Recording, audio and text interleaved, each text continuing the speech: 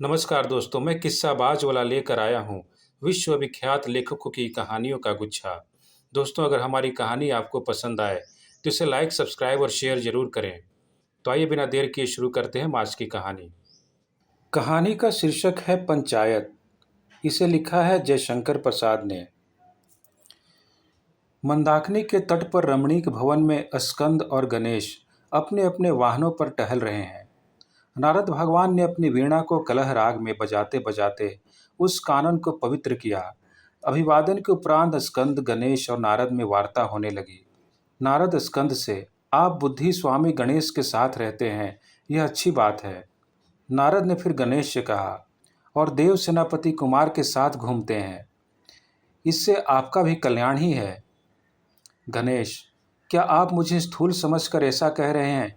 आप नहीं जानते, हमने इसलिए मूषक वाहन रखा है जिसमें देव समाज में वाहन न होने की निंदा कोई न करे, और नहीं तो बेचारा मूस चलेगा कितना। मैं तो चल फिर कर अपना काम चला लेता हूँ। देखिए, जब जन्नी ने द्वारपाल का कार्य मुझे सौंप रखा था तब मैंने कितना पराक्रम दिखाया था। प्रमथ गणों को अपनी पद मर्यादा हमारे सोंटे की चोट से भूल जाना पड़ा। स्कंद, बस रहने दो। यदि हम तुम्हें अपने साथ न टहलाते तो भारत के आलसियों की तरह तुम भी हो जाते। गणेश हंसकर नारद जी, देखते हैं ना आप, लड़ाके लोगों से बुद्धि उतनी ही समीप रहती है जितने कि हिमालय से दक्षिणी समुद्र। स्कंद, और यह भी सुना है, ढोल के भीतर पोल। गणेश, अच्छा तो नारद इस बात का निर्णय करेंगे कि कौन बड़ा है। नारद, भाई मैं तो निर्णय नहीं करूँगा, पर आप लोगों के लिए एक पंचायत करवा दूंगा जिसमें आप ही निर्णय हो जाएगा। इतना कहकर नारद जी चलते बने। वट वृक्ष तल सुखासीन शंकर के सामने नारद हाथ जोड़कर खड़े हैं। दयानिधि शंकर ने हंसकर पूछा, क्यों वत्स नारद, आज अपना कुछ नित्य कार्य किया या नहीं? नारद ने विनीत होकर कहा, नाथ, वह कौन कार्य है? जन्नी ने हंसकर कहा, वही कलह कार्य। नारद, माता आप भी ऐसा कहेंगी तो नारद हो चुके। यह तो लोग समझते ही नहीं हैं कि यह महामाया ही की माया है। बस हमारा नाम कलह प्रिय रख दिया है। महामाया सुनकर हंसने लगी। शंकर हंसकर, कहो आज का क्या समाचार है?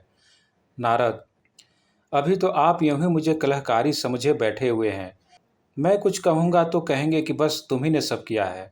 मैं तो जाता हूँ झगड़ा छुड़ाने, पर लोग मुझी को कहते हैं। शंकर, नहीं नहीं, तुम निर्भय होकर कहो। नारद, आज कुमार से और गणेश जी से डंडेबाजी हो चुकी थी। मैंने कहा आप लोग ठहर जाइए, मैं पंचायत करके आप लोगों का कलह दूर कर दूंगा। इस पर वे लोग मान गए हैं। अब आप शीघ्र उन लोगों के पंच बनकर उनका निपटारा कीजिए। शंकर, यहाँ तक? अच्छा, झगड़ा किस बात का है? नारद, यही कि देव सेनापति होने से कुमार अपने को बड़ा समझते हैं और जन्नी की ओर देखकर, और बुद्धिमान होने से गणेश अपने को बड़ा समझते हैं। जननी, हाँ हाँ ठीक ही तो है, गणेश बड़ा बुद्धिमान है। शंकर ने देखा कि यह तो यहाँ भी कलह उत्पन्न करना चाहता है, इसलिए वे बोले, तुम इसमें अपने पिता को ही पंच मानो, कारण कि जिसको हम बड़ा कहेंगे दूसरा समझेगा कि पिता ने हमारा नादर किया है। अस्तु, तुम शीघ्र ही इसका आयोजन करके दोनों को शांत करो। नारद ने देखा कि यहाँ दाल नहीं गलती, तो जगत पिता के चरण रज लेकर विदा हुए। नारद अपने पिता ब्रह्मा के पास पहुँचे। उन्होंने सब हाल सुनाकर कहा, वत्स, तुझे क्या पड़ी रहती है जो तू लड़ाई झगड़ों में अग्रगामी बना रहता है और व्यर्थ अपवाद सुनता है? पिता, आप तो केवल संसार को बनाना जानते हैं, यह नहीं जानते कि संसार में कार्य किस प्रकार से चलता है। यदि दो चार को लड़ाओ न और उनका निपटारा न करो तो फिर कौन पूछता है? देखिए, इसी से देव समाज में नारद नारद हो रहा है। और किसी भी अपने पुत्र की आपने देव समाज में इतनी चर्चा सुनी है? ब्रह्मा, तो क्या तुझे प्रसिद्धि का ही मार्ग मिला है? नारद, मुझे तो इसमें सुख मिलता है। एन केन प्राकरेण प्रसिद्ध पुरुषो भवेत। ब्रह्मा, अब तो शंकर की आज्ञा हुई है, जैसे तैसे इसको करना ही होगा। किंतु हम देखते हैं कि गणेश जी जन्नी को प्रिय हैं, अतएव यदि उनकी कुछ भी निचाई होगी तो जन्नी दूसरी बात समझेंगी।